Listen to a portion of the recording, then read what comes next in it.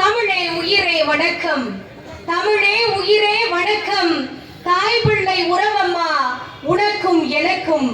அமிழே நீ இல்லை என்றால் அத்தனையும் வாழ்வில் கசக்கும் புளிக்கும். தமிழே உன்னை நினைக்கும். தமிழச்சி என் நெஞ்சம் இனிக்கும் இனிக்கும் என்று சொல்லி சேலம் மத்திய மாவட்ட திமுக கொண்டலாம்பட்டி பகுதி இளைஞர் அணி சார்பில் தெருமுனை பிரச்சாரம். எதற்காக அப்படின்னு கேட்டா, இங்க இருக்கக்கூடிய மக்களுக்கு ஒரு மிகப்பெரிய நன்றியோட நான் சொல்லணும். கொட்டக்கூடிய மழையில் கூட எழுந்து போயிட்டு மறுபடியும் இதே இடத்துல வந்து உட்கார்ந்து கொள்கைக்காக அமர்ந்திருக்கக்கூடிய மக்களாகிய உங்களை வணங்கி என்னுடைய உரையை துவங்குகிறேன்.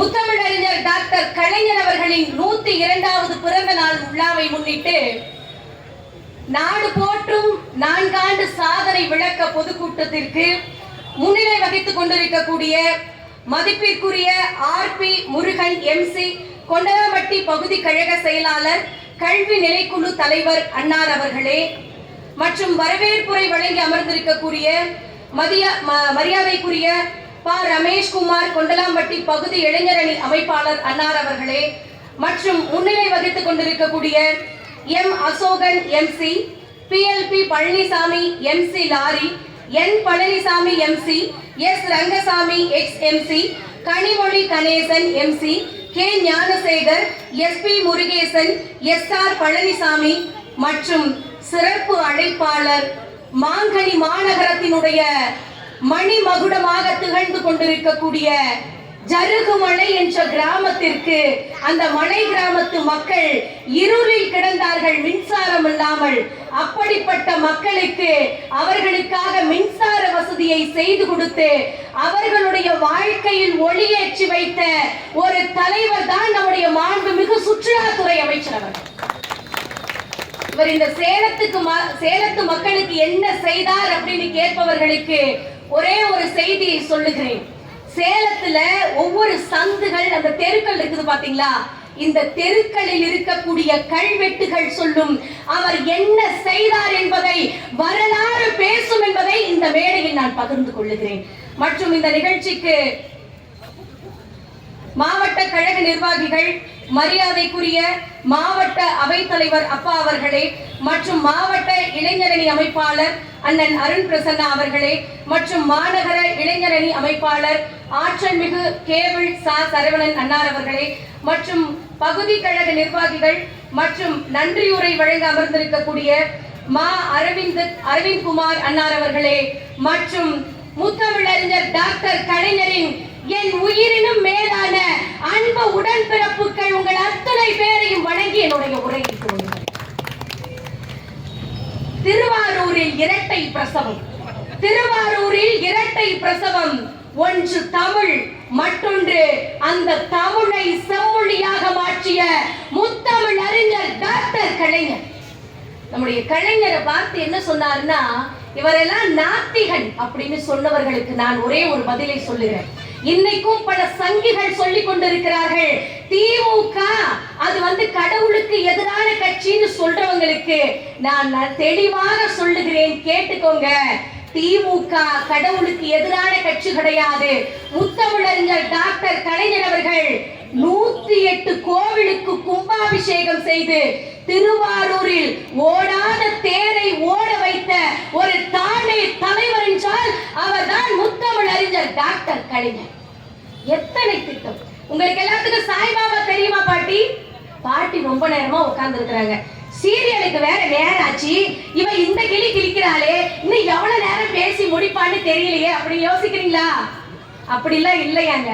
உண்மையாவே கேட்கறதுக்கே சந்தோஷமா இருக்கு. இந்த பச்சை கலர் பாட்டி பார்த்துக்கிட்டே இருக்கிறாங்க. இந்த புள்ள லிஸ்டையே இவ்வளவு நேரம் படிக்குது, படிச்சு முடிச்சுட்டு எதிர்நீச்சல் நாடகத்தையாவது நம்ம போய் பார்த்துடலாமா அப்படின்னு யோசிச்சுக்கிட்டு இருக்காங்கன்னு நினைக்கிறேன். பாட்டி, உங்களுக்கு சாய்பாபா தெரியுங்களா? வாழ்ந்த கடவுள் அப்படின்னு எல்லாரும் சொல்லுவாங்களா சாய்பாபாவை? அப்படிப்பட்ட சாய்பாபாவை பார்க்கறதுக்காக மைக்கேல் ஜாக்சன் பயங்கரமா டான்ஸ் ஆடுவார் பாத்தீங்களா? மைக்கேல் ஜாக்சன் தம்பிங்களுக்கு எல்லாம் நல்லா தெரியும், அண்ணன்களுக்கு எல்லாம். மைக்கேல் ஜாக்சன் டான்ஸ் அவ்வளோ அப்பெல்லாம் ஒரு பிரபலமா பேசப்பட்டுச்சு. அப்படிப்பட்ட மைக்கேல் ஜாக்சன் சாய்பாபாவை பார்க்கிறதுக்காக அவர்கிட்ட அப்பாயின்மெண்ட் கேட்டு அவர் சாகுற வரைக்கும் அப்பாயின்மெண்ட் கிடைக்கவே இல்லையா. சச்சின் டெண்டுல்கர் போய் சாய்பாபாவை பார்த்திருக்கார். இன்னும் எத்தனையோ கட்சி தலைவர்கள் சாய்பாபாவை போய் பார்த்திருக்காங்க. ஆனால் அப்படிப்பட்ட சாய்பாபா நம்முடைய தமிழ்நாட்டிற்கு வந்தபோது எத்தனை பேருக்கு அப்பாயின்மெண்ட் கிடைக்காமல் இருந்த சாய்பாபா அவர்கள் தமிழகத்திற்கு வந்தபோது முத்தமிழறிஞர் டாக்டர் கலைஞர் ஐயா அவர்கள் கிட்ட அப்பாயின்மெண்ட் வாங்கிக்கிட்டு அவர் வீடு தேடி போய் பார்த்த ஒரு தலைவர் தாங்க நம்முடைய முத்தமிழறிஞர் டாக்டர் கலைஞர். யோசிச்சு பாருங்க. உங்ககிட்ட ஒரு விஷயம் சொல்லணும். அதாவது சாய்பாபா வந்து பார்த்துட்டாரு, போயிட்டாங்க, கிளம்பிட்டாங்க.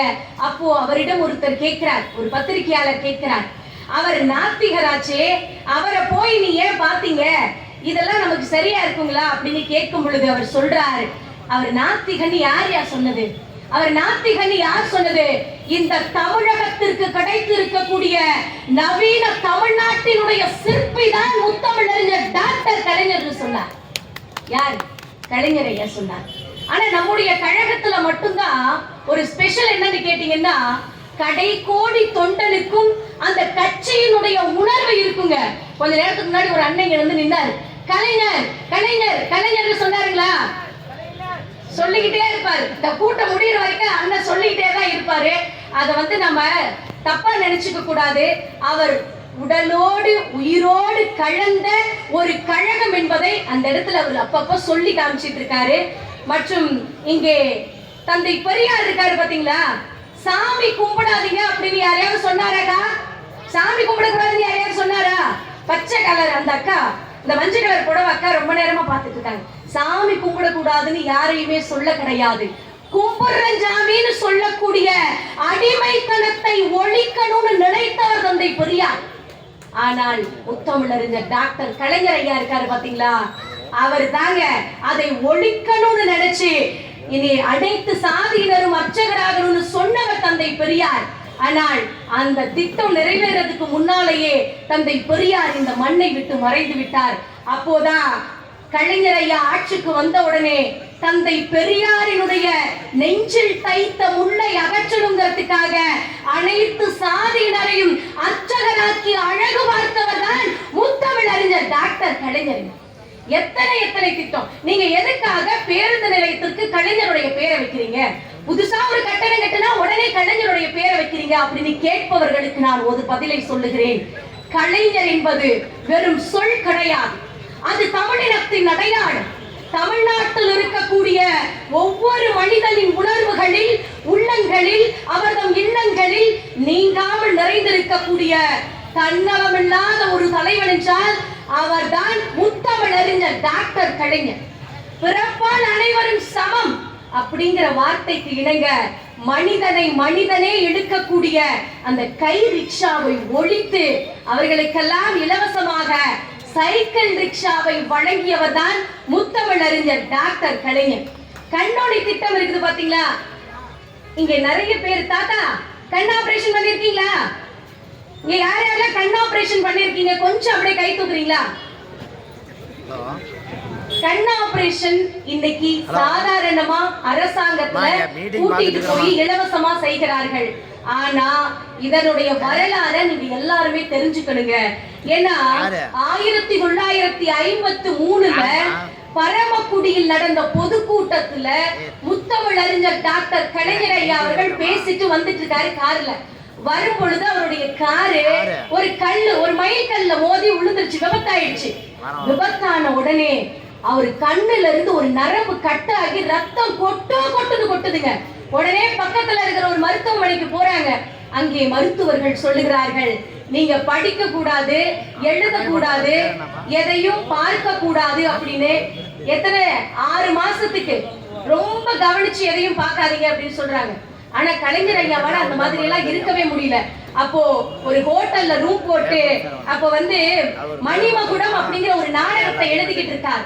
அப்போ அவர் கண்ணுல 1000 ஈட்டி சேர்ந்து குத்துனா எந்த அளவுக்கு வலிக்குமோ அந்த அளவுக்கு வலி தாங்க முடியல. உடனே அலறியடிச்சு ஓடுறாருங்க.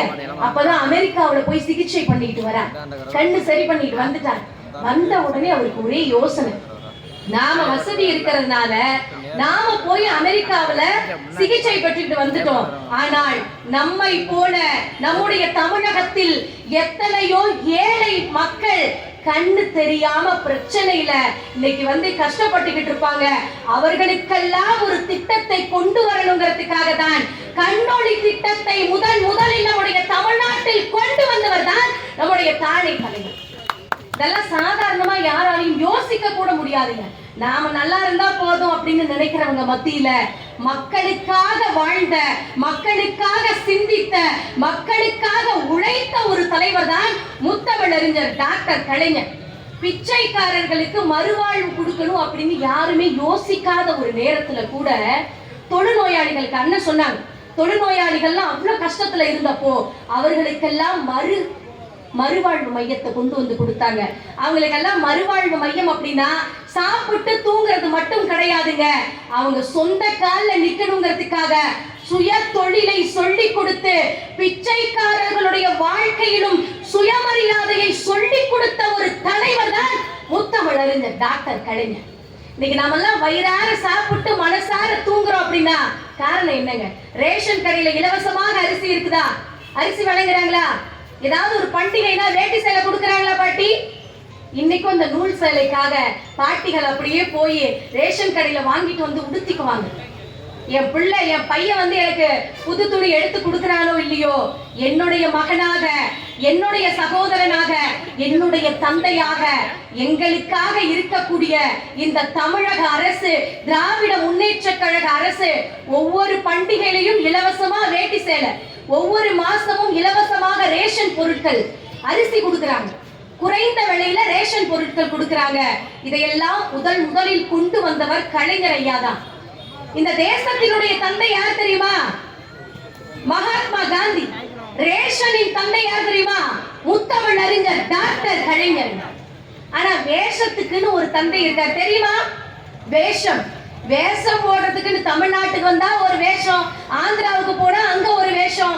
யாரு அங்க பாருங்க, அந்த தம்பி சொல்றாரு நரேந்திர மோடிக்கா அப்படிங்கிறாரு அங்க நின்னுட்டு. உண்மைதானா? எங்க போனாலும் வேஷம் போட்டு நாட்டை பிடிக்கலாம் அப்படின்னு நினைச்சுக்கிட்டு இருக்கிறாரு. ஆனால் தமிழ்நாட்டுக்குள்ள உங்க பருப்பு வேகாது அப்படிங்கிறத ஞாபகம் வைத்துக் கொள்ளுங்கள். சங்கிகளுக்காக இந்த இடத்தில் இதை நான் பதிவு பண்ண விரும்புகிறேன். மற்றும் இங்க கலைஞர் காப்பீட்டு திட்டம் அப்படிங்கிற ஒரு திட்டம் உங்க எல்லாருக்குமே தெரியுமா? இன்னைக்கு வரைக்கும் எல்லாருமே பயன்படுத்திக்கிட்டு இருக்கக்கூடிய ஒரு திட்டம் தான் கலைஞர் காப்பீட்டு திட்டம். அந்த திட்டம் முதலா எப்படி வந்துச்சு தெரியுங்களா? நம்முடைய ஐயா கலைஞர் ஐயா அவர்களுக்கு தெரிந்த ஒரு உயர் அலுவலர், அரசாங்க அலுவலர், அவருக்கு உடம்புல ஏதோ பிரச்சனை வந்துருச்சு. அவருக்கு வந்து உடனே தனியார் மருத்துவமனையில போய் அவர் அனுமதிக்கிறாங்க. அந்த உடம்புல இருக்கிற பிரச்சனையை சரி பண்ணணும் அப்படின்னா 15 லட்சம் ரூபாய், அன்றைய காசுக்கே 15 லட்சம் ரூபாய் தேவைப்பட்டுச்சு. அப்போ இவங்களுக்காக ஏதாவது உதவி பண்ணணுங்கிறதுக்காக அரசாங்கத்துல இருந்து ஒரு தொகையை அவருக்கு கொடுத்தாங்க.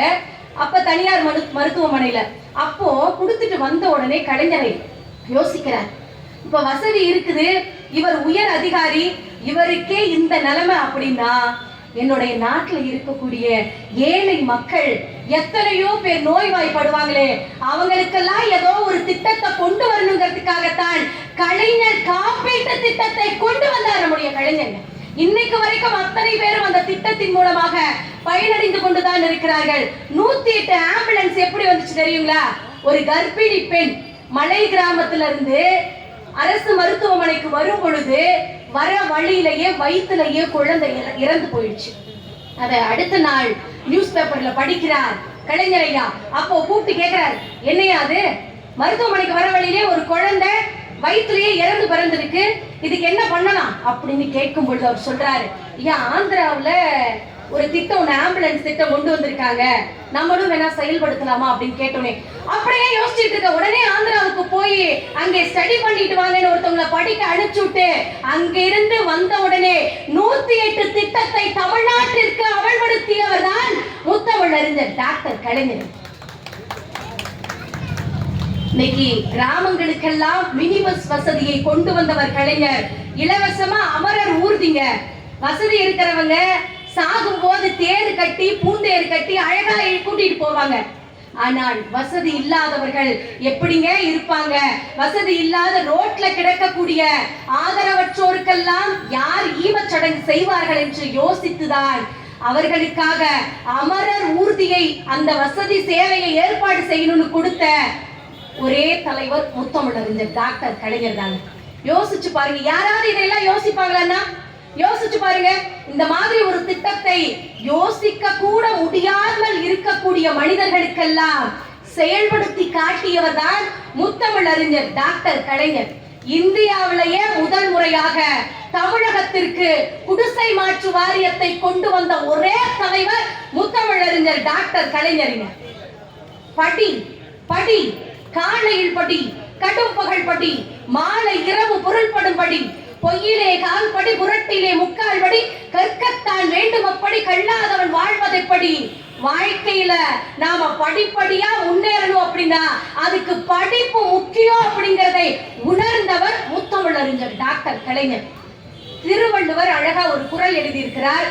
பிள்ளைகளா, நாளைய சமுதாயத்தினுடைய தூண்கள் நீங்கள் எல்லாம் தான். இன்னைக்கு இருக்கக்கூடிய இளைஞர்கள் தான் நாளைய சமுதாயம். நீங்க எல்லாரும் தெளிவா கேட்டுக்கோங்க. ஒரே ஒரு செய்தியை ஐயன் வள்ளுவன் ஒரு குறள் எழுதியிருக்கிறார். என்ன தெரியுமா? கற்க கசடர கற்பவை கற்றபின் நிற்க அதற்கு தக. இந்த குறளை நீங்க ஒரு தடவை சொல்லி பார்த்தீங்கன்னா இந்த திருக்குறளில் ஒரு இடத்துல கூட துணைக்கால் இருக்காது. ஏன் தெரியுமா? நீ உன் வாழ்க்கையில உன்னுடைய படிப்பை மட்டும் சரியா படித்து முடித்து விட்டாய் என்றால் எதிர்காலத்துல யாருடைய துணைக்காலும் இல்லாமல் நீ வாழ்ந்து விடலாம் என்பதற்காகத்தான் ஐயன் வள்ளுவன் இப்படி ஒரு திருக்குறளை எழுதியிருக்காருங்க. இடைக்காடர் சொல்லுவார், கடுகை துளைத்து எழு கடலை புகட்டி குறுக்க தரித்த குறள்னு. ஆனா அவ்வை பாட்டு இல்ல இல்ல, அணுவை துளைத்து எழு கடலை புகட்டி குறுக்க தரித்த குறள்னு சொன்னாள் அவ்வை பாட்டி. அப்படிப்பட்ட வள்ளுவன் எழுதிய 1330 குறள்ல இல்லாத செய்தியே கிடையாதுங்க. அப்படிப்பட்ட என் வள்ளுவனுக்கு 133 அடியில் சிலை எழுப்பியவர் தான் முத்தமிழறிஞர் டாக்டர் கலைஞர். இன்னைக்கு செய்தியில ஒண்ணு நான் பார்த்தேன், நீங்க எல்லாருமே பார்த்திருப்பீங்கன்னு நினைக்கிறேன். அந்த அண்ணா ரொம்ப ஆர்வமா கேட்டுட்டு இருக்காங்க, பாட்டி உங்களுக்கு 14 லட்சம் ரூபாய் உங்க அக்கௌண்ட்டுக்கு வந்துருச்சுங்களா? 15 லட்சம் ரூபாய் வந்துருச்சுங்களா? திருன்னு முடிக்கிறாங்க. என்னடா 15 லட்சம் ரூபாய்? மோடி கொடுக்கறேன்னு சொன்னாருல்ல, 15 லட்சம் ரூபாய் வந்துருச்சுங்களா? வந்துருச்சுங்களா? சிரிக்கிறாங்க பாருங்க. அதாவது ஒண்ணும் கிடையாது, நம்மளை எல்லாம் முட்டாள் அப்படின்னு நினைச்சுக்கிட்டு இருக்கிறாங்க இந்த ஒன்றிய பாஜக. என்னன்னு நம்மளுக்கு 15 லட்சம் நம்மளுடைய அக்கௌண்ட்ல போடுறோம் அப்படின்னு சொன்னாங்கல்ல, இன்னைக்கு வரைக்கும் செஞ்சாங்களா?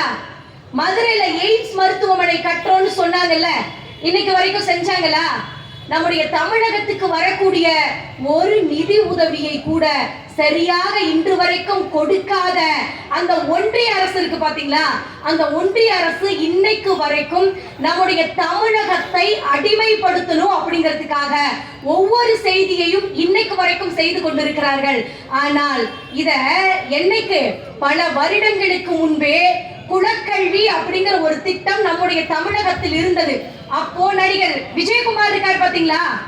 நடிகர் விஜயகுமார் அவர் என்ன பண்ணாரா, குலக்கல்வியில் படித்த பொழுது 8வது வரைக்கும் தான் அவரால் படிக்க முடிஞ்சாங்க. இன்னைக்கு நியூஸ்ல சொல்றார், குலக்கல்வினால என்னுடைய படிப்பே போச்சுன்னு சொல்றார். இன்னைக்கு இருக்கக்கூடிய திராவிட மாடல் ஆட்சியில பிள்ளைகளுக்காக காலை உணவு திட்டம், பிள்ளைகளுக்காக இலவச சீருடை, அத்தனை வசதிகளும் பிள்ளைகளுக்காக செய்து கொடுத்து கொண்டிருக்கிறார்கள் அப்படின்னு நம்முடைய திராவிட மாடல் ஆட்சிய இன்னைக்கு பெருமையாக சொல்லி கொண்டிருக்கிறார்கள். ஆனா இந்த குலக்கல்வியை அன்னைக்கு எதிர்த்தவர் யார் தெரியுமா? தந்தை பெரியார். அதையெல்லாம் ஒழித்து பிள்ளைகளுக்காக சமச்சீர் கல்வியை கொண்டு வந்தவர் தான் முத்தமிழறிஞர் டாக்டர் கலைஞர். எல்லாருக்குமே கல்வி கிடைக்கணும், கிராமத்துல இருக்கிற பிள்ளைகளுக்கும் கல்வி கிடைக்கணும், கடைக்கோடி மனிதருக்கும் கல்வி கிடைக்கணுங்கிறதுக்காகத்தான் இலவச பஸ் பாஸ் வசதியை கொண்டு வந்து கொடுத்தார் நம்முடைய முத்தமிழறிஞர் டாக்டர் கலைஞர். ஒரு குடும்பத்துல முதல் பட்டதாரிக்கு இலவச கல்வி. இந்த இடத்துல நான் பெருமையாக இந்த மேடையில சொல்லிக்க விரும்புறேன், என்னுடைய குடும்பத்தில் நானும் முதல் பட்டதாரியாக MSc MPhil வரைக்கும் படிச்சிருக்கேன் அப்படின்னா அதற்கெல்லாம் காரணம் முத்தமிழ் அறிஞர் டாக்டர் கலைஞர் அப்படிங்கறத இந்த வேளையில் உங்கள் முன்ன பெருமையாக சொல்லிக் கொள்ள விரும்புகிறேன். இன்னைக்கு எல்லாரும் வீட்லயுமே தொலைக்காட்சி பெட்டி இருக்குதுங்களா? இருக்குதுங்களா? ஆனா இதுக்கு முன்னால ஒரு ஆட்சி இருந்துச்சு பாத்தீங்களா? முதுகெலும்பில்லாத ஒரு ஆட்சி அதிமுக. அந்த ஆட்சியில கொடுத்த கிரைண்டர், மிக்ஸி இதெல்லாம் உங்க வீட்ல இருக்குதுங்களா? காயலாங்கடையில தானா? நமக்கு நல்லாவே தெரியும். அதாவது மக்களுக்காக எந்த ஒரு பொருளை கொடுத்தாலும் தரமானதாக கொடுக்கணும். தலைவர் கலைஞர் அவர்கள் இந்த வண்ண தொலைக்காட்சி பெட்டிய ஒவ்வொரு மக்களுக்கும், இப்ப மலை கிராமத்துல இருக்கக்கூடிய மக்களுக்கு கூட அவர்களுடைய அறிவு பசியை செய்திகள் மூலம் போக்கணும் அப்படிங்கிறதுக்காக ஒவ்வொருத்தருக்குமே இலவசமாக வண்ண தொலைக்காட்சி பெட்டியை கொடுத்து அவர்களுடைய அறிவு பசியை போக்கிய ஒரு தலைவர் தான் முத்தமிழ் அறிஞர் டாக்டர் கலைஞர். யாராவது யோசிச்சிருப்பாங்களா? அது மட்டுமா, விவசாயிகளுக்கு முதலா இலவச மின்சாரம் கொடுத்தவர் முத்தமிழ் அறிஞர் டாக்டர் கலைஞர். ஒரு விவசாயி, இங்க யாராவது விவசாய குடும்பத்துல இருக்கிறீங்களா? ஒரு விவசாயிக்கு தெரியுங்க, விவசாயிக்கு தான் விவசாயியினுடைய அருமை தெரியும், உழைப்பாளிக்கு தான் உழைப்பாளியினுடைய அருமை தெரியுங்க. நம்முடைய கலைஞர் ஐயா அவர்கள் ஒரு விவசாயி தான் காட்டுல விளையிற அந்த பொருளை கொண்டு போய் சந்தையில விக்கிறப்ப அவங்க கிட்ட இருந்து 5 ரூபான்னு எடுக்கிறாங்கன்னா அது சந்தைக்கு போகும்போது 20 ரூபாயா விலை விற்கிறாங்க. ஆனா அதனால விவசாயிகளுக்கு நஷ்டம் ஏற்படுதுங்கிறதுக்காக ஒவ்வொரு ஊர்லயும் உழவர் சந்தையை கொண்டு வந்தவர் முத்தமிழ் அறிஞர் டாக்டர் கலைஞர். மானம் கெடுப்பாரை, அறிவை தடுப்பாரை, இந்த மண்ணிலிருந்து பெயர்த்தெடுக்க வந்த கடப்பாரை எங்கள் தந்தை பெரியார். தந்தை பெரியார் என்ன சொன்னாரு? ஒவ்வொரு பெண்களுக்கும் சொத்துல சம உரிமை வேணும் அப்படின்னு. அக்கா, எங்க ஊரு சிறுவாச்சூர் கிராமம். நான் தலைவாசல் பக்கத்துல இருக்கிற சிறுவாச்சூர் கிராமம். நான் கல்யாணம் பண்ணிட்டு வந்தது இங்க சேலத்துல இருந்து. என் வீட்டுக்கு, அம்மா வீட்டுக்கு வரேன்னு ஒரு போன் அடிச்சேன்னு வச்சுக்கோங்களேன், என் தம்பியில இருந்து அண்ணன்ல இருந்து அத்தனை பேரும் எங்க வந்துட்டீங்க, வீட்டுக்கு வந்துட்டீங்களா, உடனே கார் எடுத்துட்டு வரட்டுமா கூட்டிட்டு போறதுக்குன்னு, அந்த அளவுக்கு அப்படியே உபசரணை தாங்க முடியலங்க. ஒரு வாரம் ஊர்ல இருந்தா கூட சிக்கனு மட்டனு ஓடுறது பறக்கிறதுன்னு அத்தனையும் செஞ்சு போடுறாங்க. காரணம் என்ன தெரியுமா? காரணம் என்ன? அட, சொத்துல சம உரிமை என் தங்கச்சிக்கு இருக்குதுயா, அதை நல்லா பாத்துக்கிட்டாதாயா கையெழுத்து போடும், அப்பதாயா நாம கொடைக்க முடியும் அப்படின்னு நம்மளுடைய சகோதரர்கள் எல்லாம் நம்ம மேல பாசமா இருக்கிறாங்களா? இன்னைக்கு வரைக்கும் பாசமா இருக்கிறாங்களா? காரணம் என்ன தெரியுமா? சொத்தில் சம உரிமை. பெண்களுக்கு சொத்துல சம உரிமை இல்லாததுதான் பெண் அடிமைக்கு காரணம் அப்படின்னு நினைத்தார் தந்தை பெரியார். அதை செயல்படுத்தி காட்டினார் முத்தமிழ் அறிஞர் டாக்டர் கலைஞர். பெண்களுக்கு சொத்துல சம உரிமை, அரசு வேலையில இடஒதுக்கீடு, காவல்துறையில ஆண்களுக்கு நிகரா பெண்களையும் அமர்த்தி அழகு பார்த்தவர் முத்தமிழ் அறிஞர் டாக்டர் கலைஞர். முதலா சுய உதவி குழுவை நம்முடைய தமிழகத்திற்கு கொண்டு வந்தவர் முத்தமிழ் அறிஞர் டாக்டர் கலைஞர். இன்னைக்கு நம்ம கேஸ் அடுப்பு வச்சிருக்கோமா? எல்லாரும் வீட்லயும் கேஸ் அடுப்பு இருக்குதுங்களா? முன்னெல்லாம் விறகடுப்பு வச்சு கஷ்டப்பட்டுக்கிட்டு இருந்தோம். ஆனா இன்னைக்கு மோடி வந்து விறகு இன்னைக்கு சிலிண்டர் கொடுக்கிறாரு, கேஸ் அடுப்பு கொடுக்கிறாரு அப்படின்னு சொல்லிக்கிட்டு இருக்கிறாங்களா? ஆனால் முதலாக நம்முடைய தமிழகத்திற்கு நம்முடைய தாய்மார்கள் புகையில கஷ்டப்படக்கூடாதுங்கிறதுக்காக முதலாக சமையல் எரிவாயுவை கொண்டு வந்து ஒவ்வொரு மகளிருக்கும் கொடுத்தவர் தான் முத்தமிழ் அறிஞர் டாக்டர் கலைஞருங்க. மாற்றுத்திறனாளிகளுக்கும் திருநங்கைகளுக்கும் தனியாவே ஒரு நலவாரியம் அமைத்து அவர்களுடைய வாழ்க்கையிலும் ஒளியேற்றி வைத்த ஒரு தானே தலைவர் தான் முத்தமிழ் அறிஞர் டாக்டர் கலைஞர். கலைஞர் செஞ்ச சாதனையை சொல்லணும் அப்படின்னா இன்னைக்கு ஒரு நாளே நமக்கு பத்தாதுக்கா. நம்மளுக்கு வந்து இன்னைக்கு நாள் முழுக்க பேசிக்கிட்டே இருக்க வேண்டியதுதான். அப்புறம் நாடு போற்றும் 4 ஆண்டு சாதனை வேற இருக்கு பாத்தீங்களா? அதுக்குள்ள மழை வந்துருச்சு அப்படின்னா கொஞ்சம் கஷ்டம் அப்படின்னு எல்லாரும் நினைக்கிறீங்களா? ஆனா நம்முடைய இயக்கத்திற்கே இருக்கக்கூடிய ஒரு பெருமை என்ன தெரியுமா? கொற்ற மழையில மக்கள் கிட்ட வந்து கட்சி ஆரம்பிக்கலாமா அப்படின்னு மக்களிடம் கேட்டு ஆரம்பித்த ஒரு கழகம் தான் திராவிட முன்னேற்ற கழகம்ங்க. இன்னைக்கு வரலாம் உடனே நான் கட்சி ஆரம்பிச்சுட்டேன், அடுத்த முதலமைச்சர் நான் தான், உடனே ஒரு 2 நோட்டு புக்கு கொடுக்கறதுங்க, 2-3 நோட்டு புக்கு கொடுக்கறது, உடனே நாங்க தான் அடுத்த முதலமைச்சர்னு இளைய காமராஜர் அப்படின்னு சொல்லிக்கிட்டு திரியிறாங்க. யோசிச்சு பாருங்க. இன்னைக்கு இருக்கக்கூடிய தலைமுறைகள் அதையெல்லாம் சிந்தித்து பார்க்க வேண்டும். இன்னைக்கு நடிகர் விஜய் நடிச்ச படம் இருக்குது பாத்தீங்களா, அந்த படத்தை ஒவ்வொருத்தரும் குடும்பத்தோட போய் திரையரங்கில் உட்கார்ந்து பார்க்க முடியுதா? அதுவும் பெண் பிள்ளைகளை கூட்டிட்டு போய் உட்கார்ந்து பார்க்க முடியுதுங்களா? சிந்தித்து பார்க்கணுங்க. இவர்கள் எல்லாம் நாட்டை ஆளுவதற்காக வந்தார்கள் என்றால் நாட்டை எந்த அளவிற்கு சீர்குலைத்து விடுவார்கள் என்பதை நாம் எல்லாம் சிந்தித்து பார்க்கணும். நடிகர்கள் எல்லாம் அரசியலுக்கு வரக்கூடாதுன்னு யாருமே சொல்ல கிடையாது. தன்னுடைய 27 வயதிலேயே பராசக்தி என்ற படத்தின் மூலமாக மக்களினுடைய அறிவு கண்ணை திறந்தவர் தான் முத்தமிழறிஞர் டாக்டர் கலைஞர். யோசிச்சு பாருங்க. அப்படியும் திரைப்படத்தின் மூலமாக மக்களுக்கு நல்லதையும் செய்தவர் கலைஞர். ஆனா இன்னைக்கு எல்லா மக்களையும் நாசம் பண்ணிட்டு மக்களுக்கு முன்னால வந்து வேஷம் போட்டு நடிச்சிட்டு மக்களுக்கு முன்னால நான் முதல்வர் ஆனால் உங்களுக்கு அதை செய்வேன் இதை செய்வேன்னு இந்த மாதிரி பொய் பிரச்சாரம் செய்து கொண்டிருப்பவர்களை தயவு செஞ்சு நம்பாதீங்க. மக்களாகிய நாம் முழிச்சுக்கணுங்க. நாம முழிக்கணும் அப்படின்னா நம்மை அப்படியே சமாதி கட்டிடுவாங்க அப்படிங்கறத நாமெல்லாம் தெரிஞ்சுக்கணும். இங்கே நாடு போற்றும் 4 ஆண்டு சாதனை இருக்கு பாத்தீங்களா? இந்த சாதனைக்கு ஒரே ஒரு விஷயத்தை உங்ககிட்ட சொல்லணும். இந்தியாவின் சிறந்த முதல்வரே, இந்தியாவின் சிறந்த முதல்வரே, திராவிட மாடல் நாயகரே, மார்ச் 1 கலைஞரின் சன்னே, எங்களின் அப்பாவே, உங்களை அப்பா அப்பா அப்பா என்று உதட்டை மடிக்காமல் கடிக்காமல் உச்சரித்துக் கொண்டே இருக்கிறோமே. அப்பா என்ற 3 எழுத்து மந்திரம் எங்களுக்கு கொடுத்த சித்திரமா? இல்லை இல்லை, சிதையாத வரலாற்று பத்திரம் என்றுதான் சொல்லணுங்க. இந்த 4 ஆண்டுல அவர் செஞ்சது வெறும் சாதனை மட்டும் கிடையாது, அது ஒரு சரித்திரம் என்றுதான் சொல்லணும்.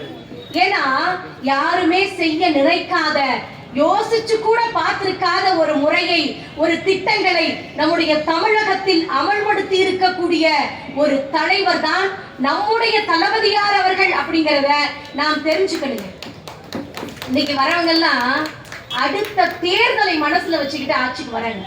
அடுத்த தேர்தலை மனதில் வைத்துக் கொண்டு ஆட்சி நடத்துபவர்கள் மத்தியில் அடுத்த தலைமுறைகளை மனதில் வைத்துக் கொண்டு ஆட்சி நடத்துபவர் தான் நம்முடைய தளபதியார் அவர்கள்.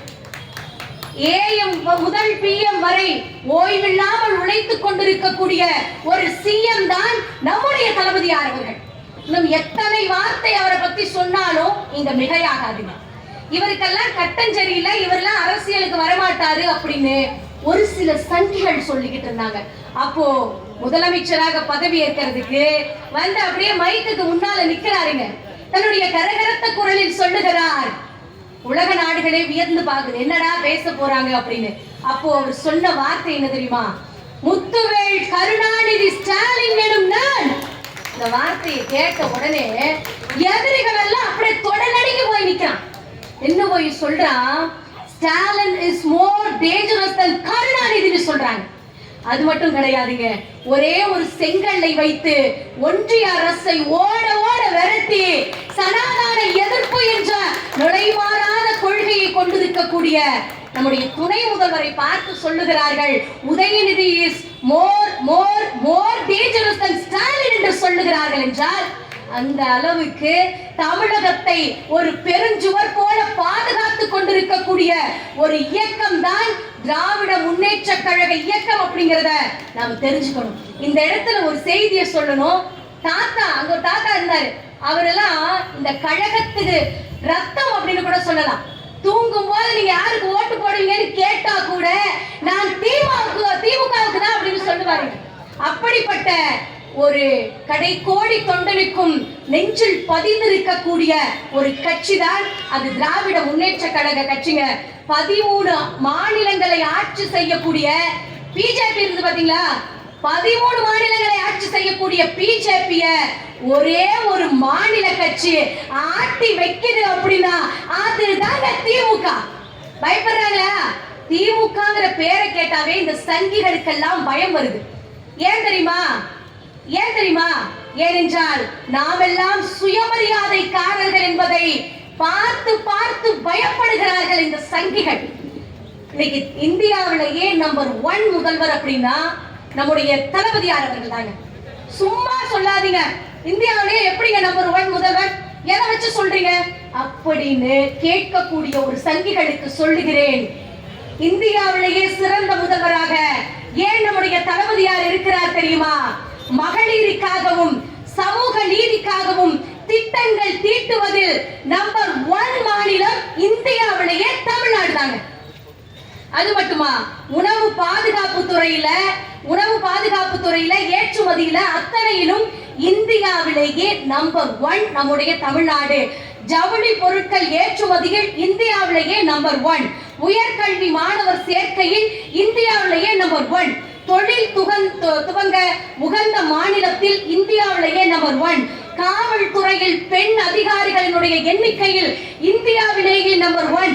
மின்னணு ஏற்றுமதியில் இந்தியாவிலேயே நம்பர் 1. இப்படி சொல்லி சொல்லி வாயே வலிக்குதுங்க. இப்படி நம்பர் 1 என்று இந்தியாவை உயர்த்திய நம்பர் 1 முதல்வர் தான் நம்முடைய தளபதியார் அவர்கள்.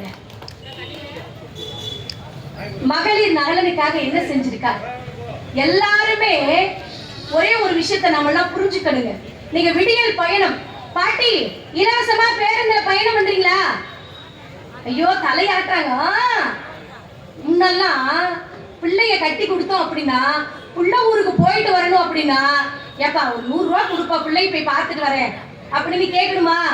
ஆனா இன்னைக்கு யாரும் தேவையில்ல, யோ ஊட்ட பார்த்துட்டு நான் போயிட்டு வந்துடுறேன் சொல்றமா, பிள்ளை போய் பார்த்துட்டு வந்துடுற, புள்ள கண்ணிலே நிக்குது, பேர பையன் ஆயான்னு என் காதுல கூப்பிடுற மாதிரியே இருக்கு அப்படின்னு சொல்றமா. அந்த அளவுக்கு ஒவ்வொரு தாய்மார்களும் எங்க போகணும் அப்படின்னாலும் யாருக்கிட்டையும் கையேந்தி நிக்க தேவையில்லை அப்படின்னு சுயமரியாதையோடு வாழணுங்கிறதுக்காக இலவசமாக விடியல் பேருந்து திட்டத்தை கொண்டு வந்தவர் தான் நம்முடைய முதலமைச்சருங்க. அது மட்டுமா, இன்னைக்கு கலைஞர் மகளிர் உரிமை தொகை இருக்கு பாத்தீங்களா? 1000 ரூபாய் 15ஆம் தேதி வந்துதா பாட்டி? ஒரு அக்காவுக்கு இல்லைங்கிறாங்க, இல்லைங்களா? கவலையே படாதீங்க. வர ஜூலை 15ஆம் தேதி யாருக்கெல்லாம் 1000 ரூபாய் வரலையோ, மகளிர் உரிமை தொகை யாருக்கெல்லாம் வரலையோ, நீங்க எழுதி கொடுங்க. உங்களுடைய கோரிக்கை 48 நாளில் தீர்த்து வைக்கப்படும். நிச்சயமாக உங்களுக்கும் மகளிர் உரிமை தொகை வரும். கண்டிப்பா நீங்களும் நம்முடைய தளபதியாரினுடைய சாதனையை புரிஞ்சுக்குவீங்க. நிறைய பேர் கேட்கறாங்கக்கா, ஏங்க எல்லாருக்கும் கலைஞர் மகளிர் உரிமை தொகை கொடுக்குறேன் அப்படின்னு ஏங்க நீங்க சொல்ல மாட்டேங்கிறீங்க? தகுதி வாய்ந்த பெண்களுக்கு மட்டும் கொடுக்குறேன் அப்படின்னு ஏன் நீங்க சொல்றீங்க அப்படின்னு கேட்கறீங்களா? அப்படி கேட்கறவங்க எல்லாம் யாரா இருப்பாங்க தெரியுமா? மாசம் 50,000 சம்பளம், கவர்மெண்ட் வேலையில இருப்பாங்க, 4 அடுக்கு மாடி கட்டி இருப்பாங்க, 4 வீடு வாடகை கூட்டிருப்பாங்கக்கா, எனக்கெல்லாம் 1000 ரூபாய் வரவே இல்லை அப்படின்னு சொல்றாங்களா? நான் கேட்கிறேன், புரிஞ்சுக்கோங்க. நம்முடைய தமிழகத்தில் இந்த மக்கள் கஷ்டப்படுற அவதிப்படுற மக்களுக்காக இங்கே கொடுக்கக்கூடிய திட்டம் தான், அந்த மகளிருக்காக கொடுக்கக்கூடிய தொகை தான் மகளிர் உரிமை தொகைங்க. அதையெல்லாம் நாம் தெளிவாக புரிஞ்சுக்கணும். யாராவது உங்ககிட்ட கேட்டாங்கன்னா கூட அவங்க கிட்ட சொல்லுங்க, நாங்கள் எல்லாம் எங்களுடைய வறுமைக்காகவும் எங்களுடைய பிள்ளைகளை வளர்ப்பதற்காகவும் நாங்க யாருக்கிட்டையும் கையேந்தி நிக்க கூடாதுங்கிறதுக்காக எங்க அண்ணன், என் பையன், என்னுடைய அப்பா எனக்காக இந்த 1000 ரூபாய் உரிமை தொகை கொடுக்கிறாரு அப்படின்னு அவங்க கிட்ட சொல்லி நீங்க புரிய வைங்க. இதெல்லாம் எல்லா மக்களுக்குமான ஆட்சி அப்படிங்கறத ஏன் இந்த இடத்துல நான் சொல்றேன்னா, மக்கள் அத்தனை பேரும் பாகுபாடு இல்லாமல் இந்த இடத்தில் சுயமரியாதையோடு வாழ வேண்டும் என்பதற்காக கொண்டு வரப்பட்ட இயக்கம் தான் இந்த திராவிட முன்னேற்ற கழக இயக்கம். அரசு பணியில இருக்கக்கூடிய பெண்களுக்கு சேரணும் அப்படின்னு நினைக்கக்கூடிய பெண்களுக்கு 40% இடஒதுக்கீடு. தோழி அப்படிங்கிற பேர்லக்கா நீங்க எல்லாம் வெளியூருக்கு உங்க பிள்ளைங்களை படிக்க அனுப்பிச்சிருக்கீங்களா? யாராவது வெளியூருக்கு போய் பிள்ளைய படிக்க அனுப்பிச்சாலோ இல்ல வேலைக்கு அனுப்பிச்சாலோ வீட்டுல இருக்கிற பெத்தவங்க வயிற்றுல நெருப்ப கட்டிட்டு இருப்பாங்க. உண்மைதானே? புள்ள நல்லபடியா படிக்குதா, புள்ள நல்லபடியா வேலை செய்தா, அங்க என்ன பண்ணுதோ, சாப்பிட்டுச்சா தூங்குச்சான்னு தெரிஞ்சுக்கணுமே அப்படின்னு பயத்துல இருக்கக்கூடிய பெற்றோர்கள் இனிமேல் கவலைப்படாதீங்க. தோழி அப்படிங்கிற பேர்ல வெளியூர்ல சென்று படிக்கக்கூடிய பிள்ளைகளுக்கு பாதுகாப்பான விடுதி வசதியை ஏற்பாடு செய்து கொடுத்திருப்பவர் தான் நம்முடைய தளபதியார் அவர்கள்.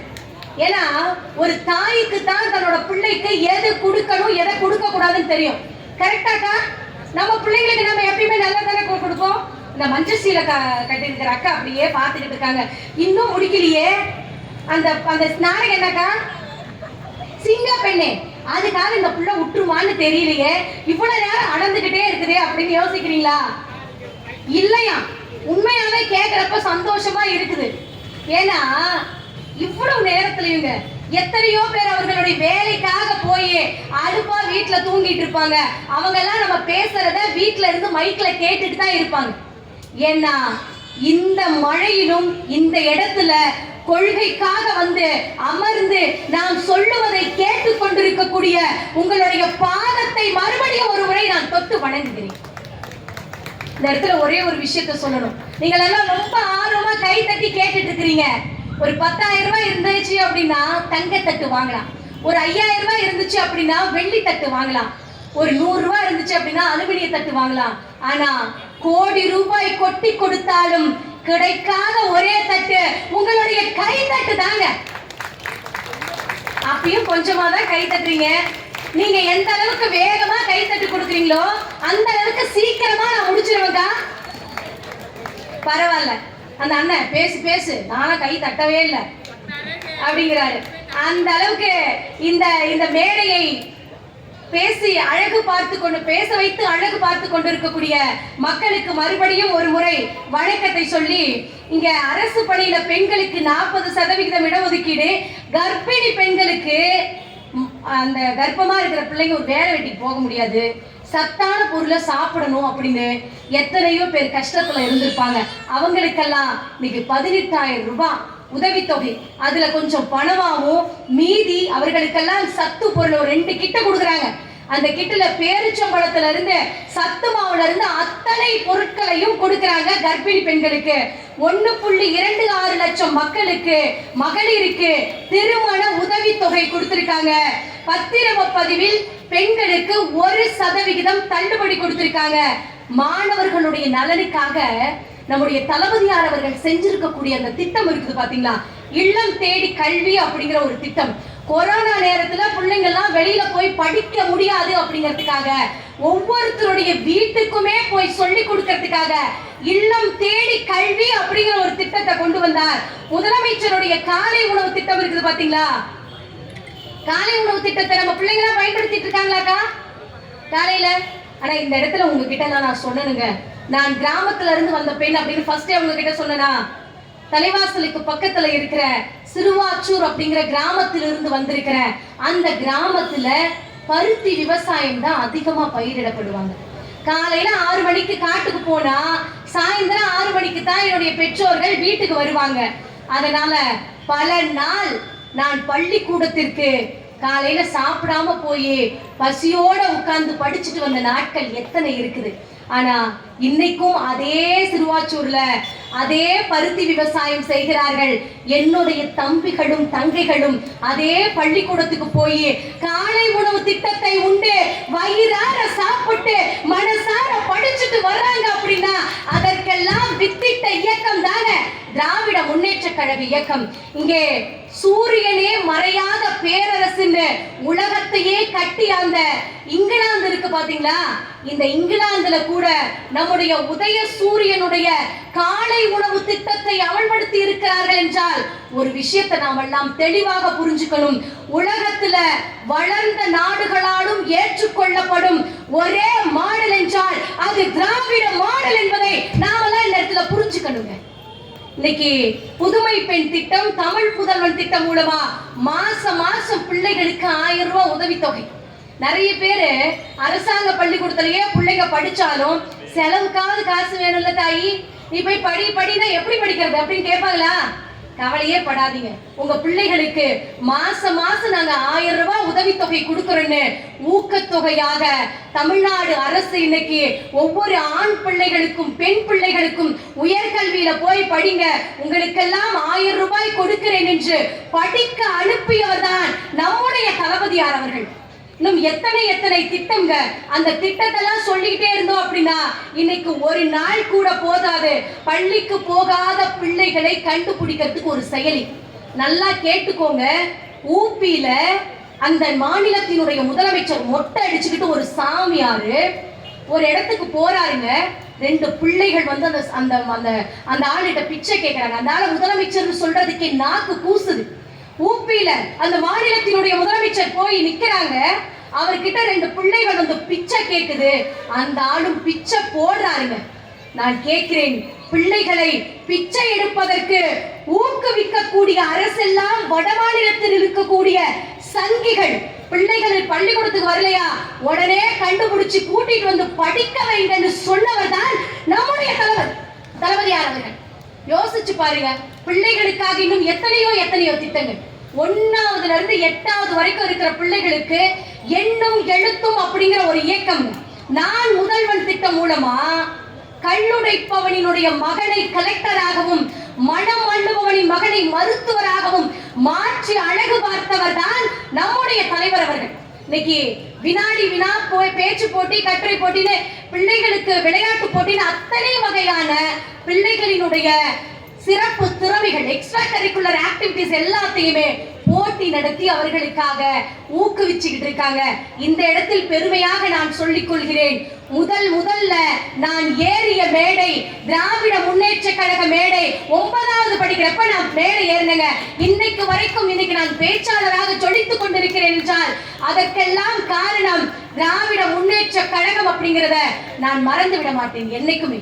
அதே போல இன்னும் எத்தனையோ பிள்ளைகள் இந்த மாதிரியான சிறப்பு திட்டங்களை பயன்படுத்தி கொண்டுதான் இருக்கிறார்கள். அதனால நம்முடைய முதலமைச்சர் அவர்கள் கிட்ட கேட்கிறாங்க பத்திரிகைக்காரங்க, தமிழ்நாடு அரசுல பல துறைகள் இருந்தும் நீங்கள் ஏன் இந்த பள்ளி கல்வித்துறைக்கு இத்தனை சிறப்பு கொடுக்குறீங்க, முக்கியத்துவம் கொடுக்குறீங்க அப்படின்னு கேட்டதுக்கு அவர் என்ன சொன்னார் தெரியுமா? அக்கா என்ன சொன்னார் தெரியுங்களா? ஒரு மனுஷனால அடிச்சு புடுங்க முடியாத, திருட முடியாத ஒரு சொத்து இருக்குது அப்படின்னா அது கல்வி மட்டும்தான் என்பதை உணர்ந்த நான், அதனால் தான் பள்ளி கல்வித்துறைக்கு இத்தனை முக்கியத்துவம் கொடுக்கிறேன் என்று சொன்னார். அவர்தான் நம்முடைய தானே தலைவர் தளபதியார் அவர்கள். யோசிச்சு பாருங்க, இன்னைக்கு மக்களினுடைய நலனுக்காக மக்களை தேடி மருத்துவம். பாட்டி வீட்டுக்கே வந்து சுகர் டெஸ்ட், பிரஷர் டெஸ்ட் எல்லாம் பண்றாங்களா? முன்னையெல்லாம் கவர்மெண்ட் ஆஸ்பத்திரி, பெரிய ஆஸ்பத்திரிக்கு போகணுமா, ஓபி சீட்டு வாங்குறதுக்கு 6 மணிக்கு வெறும் வயித்தோட போய் நிக்கணும். ஒரு ஓபி சீட்டு கூட நம்மளுக்கு வாங்கி கொடுக்க மாட்டேங்கிறானே. நமக்கு முன்னாடி தெரிஞ்சவரே நிப்பான், பார்த்தும் பார்க்காத மாதிரி போயிடுவான். இந்த கிழவிக்கு எதுக்கு நாம வாங்கி கொடுக்கணும் அப்படின்னு இருக்கிறாங்களா? அப்படியெல்லாம் இருக்கும்போது என்னுடைய தாய்மார்கள் எங்கேயுமே போய் நிக்க தேவையில்லைங்க. என்னுடைய தாய்மார்கள் உடம்பு நல்லா இருக்கணுங்கிறதுக்காக நான் செய்கிறேன் என்று சொல்லிதான் இங்கே மக்களை தேடி மருத்துவம் அப்படிங்கிற ஒரு திட்டத்தை கொண்டு வந்து வீட்டுக்கே வந்து பிரஷர், சுகர் எல்லாமே டெஸ்ட் பண்ணி அவங்களுக்காக மாத்திரை கொடுக்க வைத்தார் நம்முடைய தளபதியார். இந்த ஒரு திட்டத்துக்காக ஐநாவில பாராட்டு மழை பொழிந்திருக்கிறார்கள் என்றால் யோசிச்சு பாருங்க, இது எந்த அளவுக்கு சிறப்பான திட்டம் அப்படின்னு. இந்த கொண்டலாம்பட்டி இந்த ரவுண்டானா இருக்கு பாத்தீங்களா, இந்த இடத்துல முதல்வர் மருந்தகம் அப்படிங்கிற ஒரு கடை இருக்குதுங்களா? இன்னைக்கு கம்மி விலையில, குறைந்த விலையில போய் நம்ம மருந்து வாங்கிக்கிறோமா? அதற்கெல்லாம் மக்களுக்காக உதவுவதற்காக கொண்டு வந்த திட்டம் தான் இந்த மக்கள் மருந்தகம் அப்படிங்கிறது, முதல்வர் மருந்தகம் அப்படிங்கிற ஒரு திட்டம். இன்னும் நம்மை காக்கும் 48 திட்டம். 4 ஆண்டுகள்ல 11 புதிய மருத்துவ கல்லூரி திறந்திருக்காங்க. இந்தியாவிலேயே முதல் முறையாக கர்ப்பப்பை வாய் தடுப்பூசி 14 வயதுடைய அனைத்து பெண் பிள்ளைகளுக்கும் போடணும் அப்படின்னு சொல்லி இப்படி ஒரு திட்டத்தை கொண்டு வந்தவர் தான் நம்முடைய தளபதியார் அவர்கள். இப்படி பல திட்டங்கள் தமிழுக்காகவும் தமிழருக்காகவும் என்ன செஞ்சிருக்கார் அப்படிங்கிற ஒரே ஒரு விஷயம் சொல்றேன், நல்லா தெளிவா கேட்டுக்கோங்க. தமிழரினுடைய பெருமை இருக்குது பாத்தீங்களா, அது என்ன தெரியுமா? அவதாரங்களை 10ஆக வைத்து, கோள்களை 9ஆக வைத்து, திசைகளை 8ஆக வைத்து, நாட்களை 7ஆக வைத்து, சுவைகளை 6ஆக வைத்து, திணைகளை 5ஆக வைத்து, வேதங்களை 4ஆக வைத்து, தமிழை 3ஆக வைத்து, வாழ்க்கையை 2ஆக வைத்து, ஒழுக்கத்தை மட்டும் 1ஆக வைத்தவன் தான் நம்முடைய தமிழன். அப்படிப்பட்ட தமிழனுக்கே உரிய சிறப்பை, தமிழனுடைய அடையாளமான இந்த கீழடியில இருக்கக்கூடிய இந்த பழமையான பொருட்களை எல்லாம் உலக நாடுகளுக்கு எல்லாம் கிடைக்காத ஒரு சொத்து என்ன அப்படின்னா நாம் தான் இந்த உலகத்திற்கே முன்னோடி அப்படிங்கிற அந்த ஒரு ஆதாரம் நமக்கு கிடைச்சிருக்குதுங்க. அந்த ஆதாரத்தை போய் ஒன்றிய அரசு கிட்ட காமிச்சா எங்களுக்கு இந்த எவிடன்ஸ் பத்தாது, இதை நாங்க அறிவிக்க மாட்டோம் அப்படின்னு அந்த சங்கிகள் சொல்லி கொண்டிருக்கிறார்கள். இன்னைக்கு உலகத்திற்கே முன்னோடியாக இருக்கக்கூடிய ஒரு நாடு அப்படின்னா, ஒரு மாநிலம் அப்படின்னா அது தமிழகம் அப்படின்னு சொல்லி நம்முடைய முதலமைச்சர் அவர்கள் கீழடியில் இருக்கக்கூடிய இந்த நேரத்தில் நம் தமிழ்நாட்டில் இருக்கக்கூடிய தமிழின துரோகிகள் இந்த சங்கிகளினுடைய காலடியில நின்றுட்டு இருக்காங்க. யோசிச்சு பாருங்க. இன்னைக்கு முருகன் மாநாடு அப்படின்னு ஒரு மாநாடு நடத்தினாங்களா 2 நாளைக்கு முன்னால? இந்த மாநாடு அப்படின்னா எங்க நடத்தணும் தாத்தா? நீங்களே சொல்லுங்க. மாநாடு எங்க நடத்துவாங்க? முருகன் மாநாடு எங்க நடத்துவாங்க? முருகன் கோயில்ல தானே நடத்தணும் முருகன் மாநாடு. அதை விட்டுட்டு மதுரையில இருக்கக்கூடிய ஒரு கோயிலுக்கு பக்கத்துல பெரிய கிரவுண்டு, அங்க போய் மாநாடு வைக்கிறாங்க. ஏன் தெரியுமா? இங்கதான் நம்ம எல்லாம் ரொம்ப தெளிவா கேட்டுக்கணும்.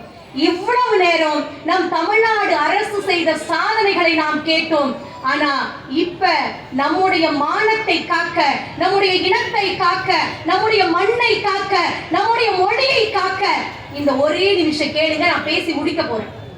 ஒரு நிமிஷம் ரொம்ப கவனமா கேளுங்க. இந்த மதுரையில நடந்த இந்த மாநாடு இருக்குது பாத்தீங்களா?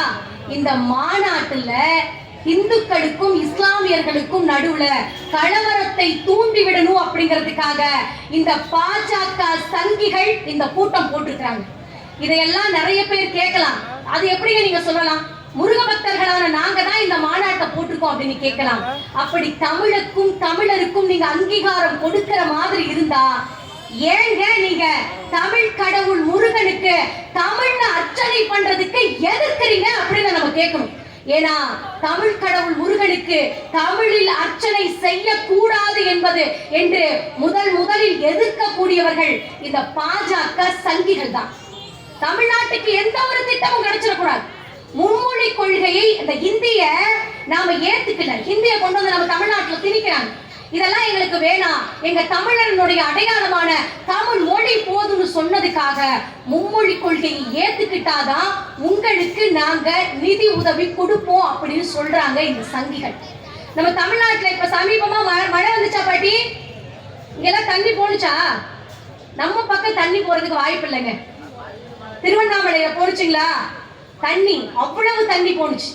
அப்போ நம்முடைய துணை முதல்வர் அண்ணன் அவர்கள் பல மைல் தூரம் சென்று வந்து காலார நடந்து வந்து ஒவ்வொரு இடத்திலையும் சகதியிலையும் மழையிலையும் நின்று மக்களுக்காக பணிபுரிந்த ஒரு தலைவர் தான் நம்முடைய துணை முதலமைச்சர் அண்ணன் உதயநிதி அவர்கள்.